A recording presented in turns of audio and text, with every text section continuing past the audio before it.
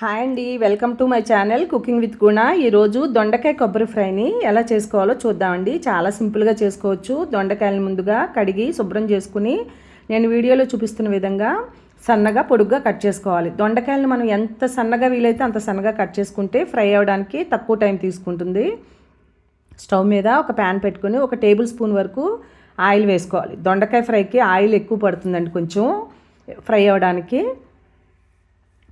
అందుకని మనం తీసుకున్న దొండకాయల పరిమాణాన్ని బట్టి వేసుకోవాలి. ఇందులో ఎండుమిరపకాయలు, ఆవాలు, జీలకర్ర, కచ్చాపచ్చగా దంచుకున్న వెల్లుల్లిపాయలు వేసుకుని ఫ్రై చేసుకుని, వెల్లుల్లిపాయలు ఎప్పుడు కూడా కచ్చాపచ్చగానే దంచుకుంటే ఫ్లేవర్ బాగుంటుందండి.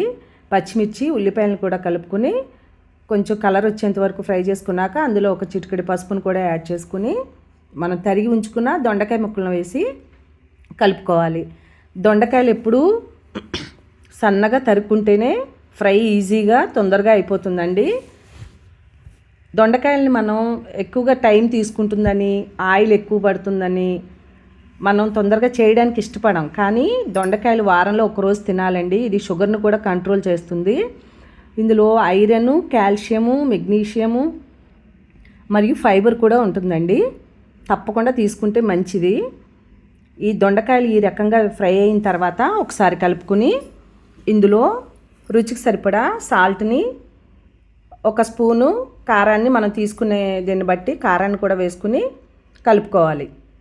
దొండకాయలన్నీ కూడా మంచిగా ఫ్రై అయిన తర్వాత ఇందులో మనం తరిగి ఉంచుకున్న, చక్కగా తురుముకున్న 1 కప్పు కొబ్బరిని కూడా వేసి ఫ్రై చేసుకుంటే ఎంతో సింపుల్గా అయిపోయే కొబ్బరి దొండకాయ ఫ్రై రెడీ అండి. కొత్తిమీరతో సర్వ్ చేసుకుంటే చాలా టేస్టీగా ఉంటుంది. ఈ వీడియో కనుక మీకు నచ్చినట్లయితే లైక్ చేయండి, షేర్ చేయండి మరియు సబ్స్క్రైబ్ చేయండి. Thank you.